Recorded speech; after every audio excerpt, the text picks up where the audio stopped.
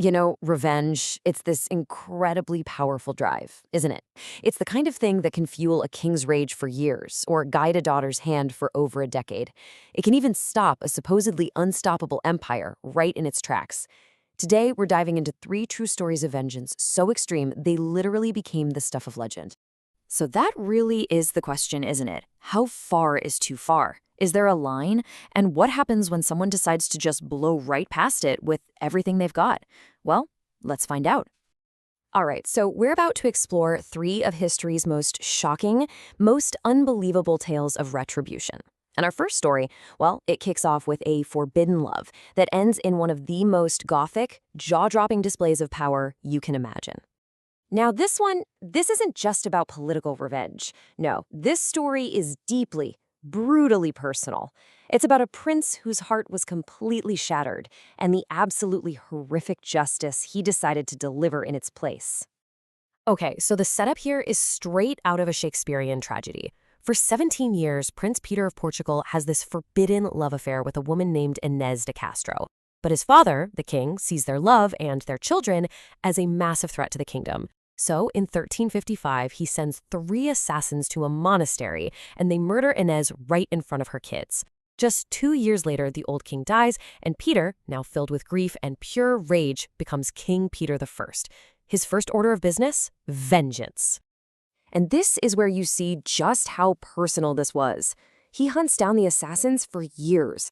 When 2 of them are finally caught and dragged before him, he doesn't just give them a quick execution, oh no.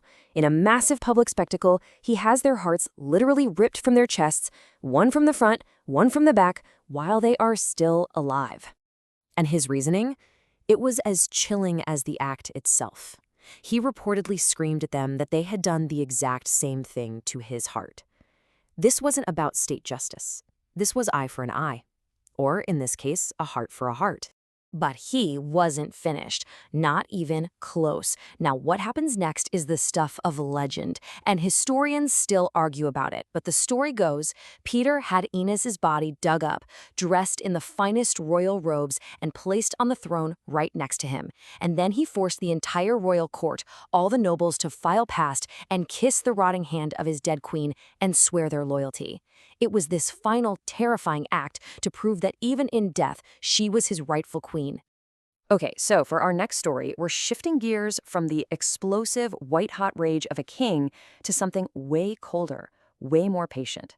This is the story of a daughter's methodical, decade-long quest to restore her family's honor. What I love about this is just the sheer imbalance of power. I mean, look at this. On one side, you've got Shi Jianqiao, a young college student. And on the other, you have Sun Quanfang, one of the most brutal and powerful warlords in China. This guy had not only killed her father, but he publicly displayed his decapitated head as a warning, a huge act of dishonor. This was a true David and Goliath situation, if there ever was one. And this wasn't a crime of passion. For 10 years, Shi Jianqiao had one single purpose. She even changed her name to Jianqiao, which means rising sword, as a constant reminder to herself of her one and only mission. So, after a decade of searching, she finally tracks him down. The warlord had lost his power by then and had become this supposedly devout Buddhist. She stalks him for months, planning the perfect moment. She finds him in a temple, walks up right behind him as he's chanting, and shoots him 3 times. But here's the thing, she doesn't run, she stays right there, handing out leaflets she'd already printed, explaining exactly why she did it. For her, this was an act of public justice, not some private murder. Her actions immediately split the entire country right down the middle. Was she a hero, upholding the ancient Confucian value of honoring your parents? Or was she a murderer who was undermining the modern rule of law? Her trial became a media frenzy, and the public, they were overwhelmingly on her side. And then came the verdict, which was absolutely stunning. The courts basically agreed with the public. They granted her a full state pardon, officially ruling that her revenge was an ethically justifiable act of filial piety. In this incredible showdown, ancient honor completely triumphed over modern law. All right, for our final story, we are zooming all the way out. We're going from personal and family revenge to something on a global, world-changing scale. This is the amazing story of a former slave who got his revenge not just for himself, but for entire civilizations, by stopping the most feared army the world had ever seen. Okay, so picture this. It's the 13th century, and the Mongols are basically a force of nature. They're burning cities to the ground and slaughtering millions, all the way from China to Europe.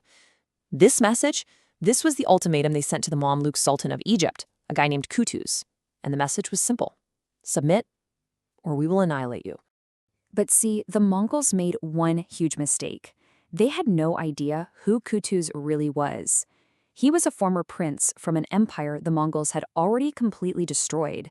They had killed his people and sold him into slavery as a little boy. So when their messengers showed up with that threat, his reply was swift and it was crystal clear. He had them cut in half and hung their heads from the city gates of Cairo. It was an unmistakable declaration of war. Now, Qutuz was smart. He knew he couldn't beat the Mongols in a straight-up fight. So he devised this brilliant plan to use their own aggression against them. At a place called Ain Jalut, which means the spring of Goliath, he sent a small force to basically poke the bear, to harass the Mongol army. He lured the overconfident invaders into a frantic chase, right into a hidden valley where his main Mamluk army was waiting to ambush them. The trap is sprung, but man, the Mongols are ferocious warriors. The battle is absolutely brutal, and even with the surprise attack, the sheer force of the Mongol charge starts to break the Mamluk line.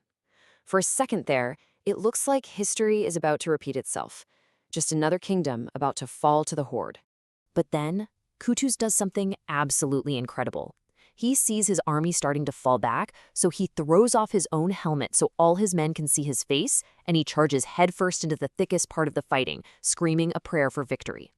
Seeing their sultan right there with them, risking everything, it filled the Mamluk soldiers with this incredible new courage. And it worked. The line held. And then, for the first time in living memory, a Mongol army broke and fled in terror. The victory at Ain Jalut changed the world. It completely shattered the myth that the Mongols were invincible. That slave boy hadn't just gotten his revenge. He had literally saved civilizations.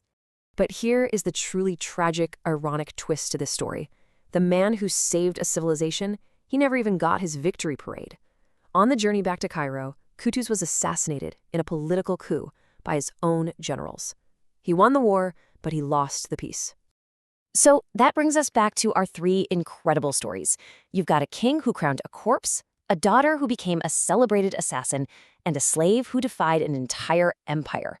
Three unbelievable acts of revenge that completely shaped history. Which leaves us with one final question. When we look at Peter and Shi Jianqiao and Qutuz, do we see heroes delivering a necessary, brutal kind of justice? Or do we see people who were so consumed by a desire for vengeance that it pushed them past the limits of law, of reason, and maybe even of sanity? That, right there, is a line for you to decide.